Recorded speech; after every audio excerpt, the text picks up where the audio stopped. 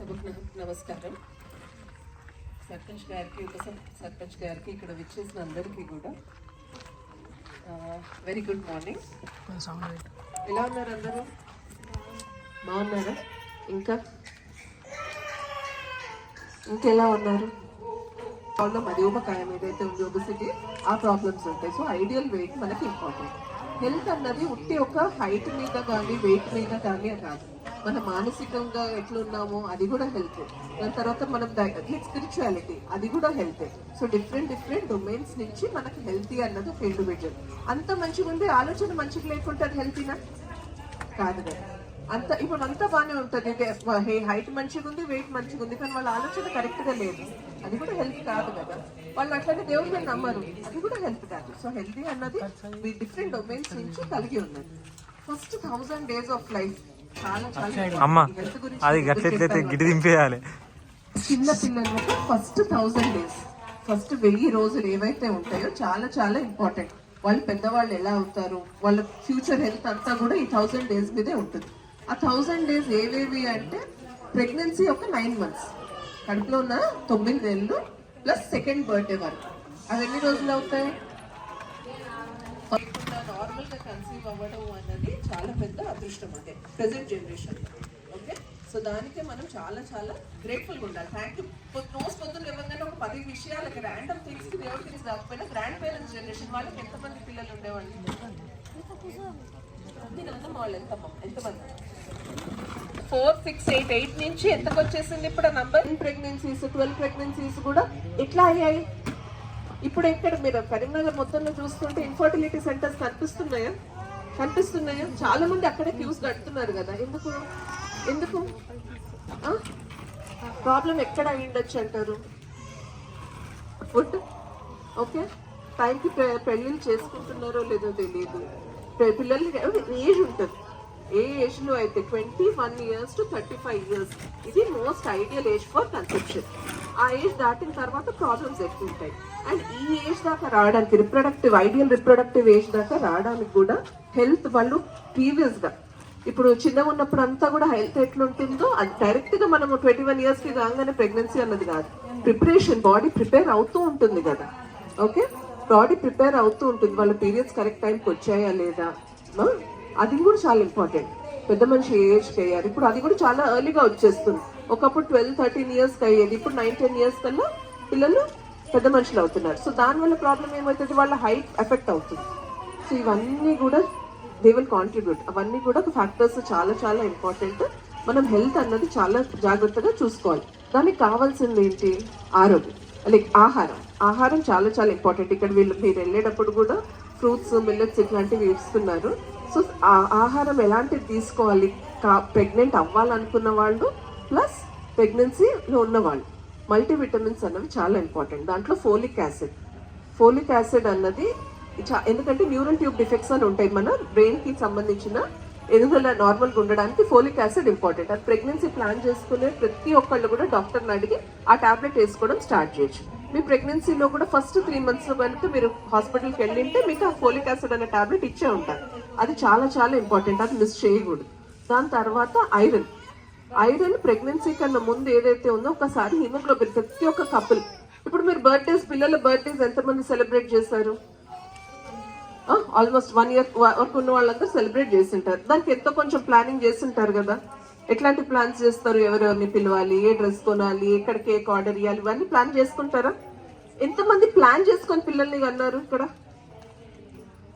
Plan చేసుకున్నారా? Very good. తన చప్పట్లు కొట్టండి అందరూ. వీడియోస్ కొన్ని ఉన్నాయి. వాళ్ళకి తల్లి గుండె చప్పుడు. ఓకే, అంత క్లోజ్గా ఉంటారు, తల్లితో అంత క్లోజ్గా కనెక్టెడ్ ఉంటారు పిల్లలు. ఓకే, సో అలాంటప్పుడు మదర్ ఎంత మంచిగా తన ఆలోచనలు ఎంత బాగుంటే అంతా గుండె చప్పుడు నార్మల్గా ఉంటుంది, పిల్లలు కూడా భయపడకుండా ఉంటారు. అదే మీరు ఏదన్నా హారర్ మూవీ చూస్తారనుకోండి, ఎట్లుంటుంది? నార్మల్గా హారర్ మూవీ చూస్తే ఎట్లుంటుంది? భయపడతారు కదా. ఓకే, నేను ధైర్యంగా ఉన్నా, నాకేం కాదు, నేను చూస్తా అంటే తన కడుపులో బిడ్డకు అంత ధైర్యం లేదు కదా. అదైతే చిన్న బేబీనే కదా. మీకు ఎక్కడైనా కొంచెం భయం వచ్చినప్పుడు ఆ బేబీ 10 రెట్లు భయపడుతుంది. సో అందుకే ఆ 9 months కూడా మీరు అలాంటివి ఏవి కూడా చూడకూడదు. టీవీలో వచ్చే సీరియల్స్ కానీ. మీకు 9 నెలలు కష్టపడగలిగితే మదర్ ఆ బేబీకి మనం ఏం ఎక్కువ పట్టించుకోవాల్సిన అవసరం లేదు. ఆ బేబీ లైఫ్కి సెట్ అయిపోతుంది. యాక్చువల్లీ వీళ్ళు ఇచ్చిన పేపర్లో మీకు ఎలాంటి పిల్లలు కావాలో అలాంటి పిల్లల కోసం అన్నాడు. అంటే అది బాయ్ గర్ల్ అన్నది కాదు, ఎలాంటి ఫీచర్స్ క్యారెక్టర్స్ మనకు కావాలి. ఇప్పుడు ఎలాంటి పిల్లలు కోరుకుంటాం మనము? ఆరోగ్యంగా ఉన్న పిల్లలు, సంతోషంగా ఉన్న పిల్లలు, మంచి చదవగలిగే పిల్లలు, అవునా కదా? బాగా క్రియేటివ్ ఉన్న పిల్లలు, డాన్స్లో ఉండాలి. ఇప్పుడైతే ప్రతి ఒక్కటి ఇంట్లోనే యూట్యూబ్ పెట్టుకొని మా పిల్లలు ఇట్లా డాన్స్ చేస్తారు అట్లా డాన్స్ చేస్తారని చెప్తున్నాం. ప్రతి ఒక్కటి ఇంటికే వచ్చేసింది కదా, మనం ఎక్కడ పంపించాల్సిన అవసరం కూడా లేదు. వాళ్ళకి ఏమంటారు ఆలోచన ఉంది పిల్లలకంటే, వాళ్ళే చూసుకొని ఎన్నో నేర్చుకుంటున్నారు, అవునా కదా? సో అలాంటివి రావాలి అంటే మదర్ 9 months ఎలాంటి థాట్స్ పెట్టుకుంటుంది అన్నది చాలా ఇంపార్టెంట్. ఎప్పుడు ఆలోచిస్తూనే ఉంది, తన గురించి పట్టించుకోలేకపోతుంది అన్నప్పుడు బేబీకి కూడా ఆ స్ట్రెస్ పాస్ అవుతుంది. ఇంటర్జనరేషనల్ స్ట్రెస్ అంటారు. ఏమవుతుందంటే, ఇప్పుడు ఒక మదర్ ఉంది, తను ప్రెగ్నెంట్ ఉంది, ఒక లేడీ ప్రెగ్నెంట్ ఉంది అన్నప్పుడు ఒకవేళ ప్రెగ్నెన్సీ కడుపులో ఉన్నది ఆడపిల్ల అయితే మదర్ స్ట్రెస్ తీసుకుంటే తన మనవరాల వరకు కూడా ఆ స్ట్రెస్ వెళ్తుంది, 3 generations వరకు ఆ స్ట్రెస్ వెళ్తుంది. సో స్ట్రెస్ లేకుండా ఉండాలి. దీనికి ఫ్యామిలీ అందరూ కూడా హెల్ప్ చేయాల్సి వస్తుంది.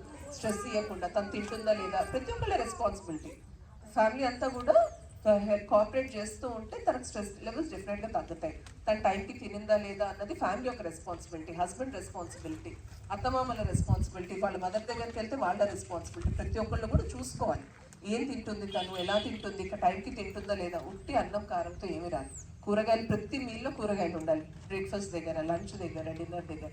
బెస్ట్ మీల్ అంటే కిచిడీమా, దాంట్లో పెసరపప్పు వేసుకుంటారు, రైస్ వేసుకుంటారు, కూరగాయలు వేసుకుంటారు. అది కాంబినేషన్, మంచి కాంబినేషన్. పోపు కూడా ఉంటుంది కాబట్టి హెల్తీ ఫ్యాట్స్ కూడా వస్తాయి. ఓకే, ఫ్రైడ్ ఫుడ్ తక్కువ తినాలి ప్రెగ్నెన్సీ అండ్ ఫీడింగ్ టైంలో కూడా. ఇప్పుడు అయిపోయింది కదా మేడం ప్రెగ్నెన్సీ మా అందరికీ ఆల్మోస్ట్. సో ఫీడింగ్ గురించి మాట్లాడదాము అంటే 9 months of pregnancy plus first 6 months feeding ఏదైతే ఇస్తారో 2 years వరకు కంటిన్యూ చేయాలి. కానీ ఫస్ట్ 6 నెలలు మాత్రం ఎక్స్క్లూజివ్ బ్రెస్ట్ ఫీడింగ్ అంటారు. వేరే ఆ టైంలో తల్లి ఏమేమి తింటుందో ఆ టేస్ట్ పిల్లలకి వెళ్తుంది. సో మీరు ఈ టైంలో ఒట్టి కారం తింటాం, మేము కూరలు ఎక్కువ తినలేము, నాకు ఈ కూర నచ్చదు ఆ కూర నచ్చదు అంటే ఆ పిల్లలందరూ మీరు రేపు 6 months తర్వాత ఫీడింగ్ స్టార్ట్ చేస్తారు కదా, ఉగ్గు పెట్టేటప్పుడు అవి వాళ్ళు మిమ్మల్ని తినకుండా మేము అట్లనే చేస్తారు. నా దగ్గర వచ్చే మదర్స్ ఇదే ఒకటి క్వశ్చన్ అడుగుతారు, మీరు కరెక్ట్గా తిన్నారా లేదా. మదర్స్ కరెక్ట్గా తినింటే ఆ ఫ్లేవర్ బ్రిడ్జ్ అన్నది, ఓకే, వాళ్ళకి నాలుకకి ఆ రుచి వస్తుంది. రుచి యొక్క ఇది 9 months ప్లస్ 6 months. ఒకళ్ళు ఇక్కడ కరీంనగర్లో సర్వపిండి బాగా ఫేమస్ కదా, ఒక మదర్ ఇక్కడ ఉండింది ప్రెగ్నెన్సీ టైంలో, ఇక్కడ ఉండి తను సర్వపిండి తినేది. తర్వాత తను ఢిల్లీకి వెళ్ళిపోయింది. ఆ బేబీ తర్వాత ఎప్పుడో కొంచెం పెద్దగా అయిన తర్వాత ఫస్ట్ టైం అది తిన్నప్పుడు ఆ బేబీకి బాగా నచ్చింది. అది చిన్నప్పుడు ఎప్పుడు తినలేదు, ఎందుకంటే ఇదే ఫ్లేవర్ బ్రిడ్జ్ యొక్క మాన్యత. వాళ్ళు చిన్నప్పుడు ఎప్పుడు మదర్ తిన్నా కూడా బేబీకి వెళ్తుంది, ఆ రుచి నచ్చుతుంది కాబట్టి. క్యారెట్స్ బాగా తిన్నారు, ఒక మదర్కి స్టడీస్ చేసిన దాంట్లో క్యారెట్స్ బాగా తినిపించారు. ఫీడింగ్ టైంలో డిఫరెంట్ జ్యూసెస్ తాగిపిస్తే క్యారెట్ జ్యూస్ రుచి చాలా నచ్చింది, ఎందుకంటే మదర్ తీసుకుంది కాబట్టి బేబీకి ఆల్రెడీ ఆ టేస్ట్ వెళ్ళింది. సో రకరకాలమైన ఆహారాలు తీసుకోవాలి, టేస్టీ ఫుడ్, హెల్దీ ఫుడ్ తీసుకుంటే బేబీకి న్యాచురల్గా టేస్ట్ నచ్చుతుంది. 6 months తర్వాత మీకు ఈజీ అయిపోతుంది, వాళ్ళకి ఎటువంటి కాంప్లిమెంటరీ ఫీడింగ్ ఇవ్వాలన్నా కూడా ఈజీగా స్టార్ట్ చేయడానికి అవుతుంది, వాళ్ళు తీసుకుంటారు కూడా. ఓకే, ఇది డైట్ గురించి. దాని తర్వాత ఒక డైరీ మెయింటైన్ చేసుకోగలిగితే చాలా బాగుంటుంది. ప్రతిరోజు మీరు చేయాల్సిందే, నేను ఈరోజు కరెక్ట్గా తిన్నానా లేదా, టైంకి లేచానా లేదా, ఫుడ్ వాకింగ్ చేశానా లేదా. సో ఒక చెక్ లిస్ట్ 8-9 things రాసుకొని ఒక చిన్న చెక్ లిస్ట్ మెయింటైన్ చేసుకోగలిగితే ప్రెగ్నెన్సీ టైంలో అది చాలా బాగుంటుంది. డెలివరీ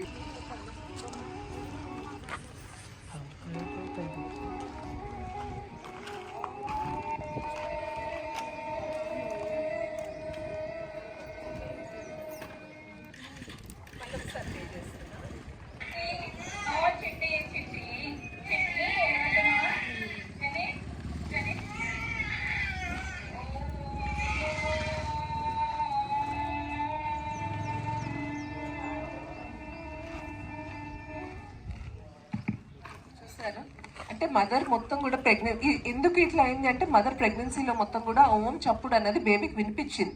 సో అది బాగా కామింగ్ ఎఫెక్ట్ ఉంటుంది. ఏదో ఒకటి మీకు ఏ దేవుడు అంటే ఆ దేవుడిని మీరు జస్ట్ ప్రే చేయొచ్చు. 10 minutes 5 minutes ఏది కుదరట్లేదంటే అట్లీస్ట్ తినేటప్పుడైనా తలుచుకోండి, బేబీకి పాజిటివ్ థాట్స్ వెళ్తాయి. ఇప్పుడు మీరు కైండ్ ఆఫ్ మూవీస్ పెద్దవాళ్ళు లాస్ట్ రోల్ అమ్మ మీరు ఒక్కసారి నుంచి ఉంటారమ్మా, మీరే ఎవరైనా ఎల్డర్లీ కొంచెం ఒక 2 జనరేషన్స్ బ్యాక్ మూవీస్ ఎలా ఉన్నాయి, ఇప్పుడు ఎలా ఉన్నాయి అంతే. మూవీస్ గురించి ఫస్ట్ మాట్లాడతాం.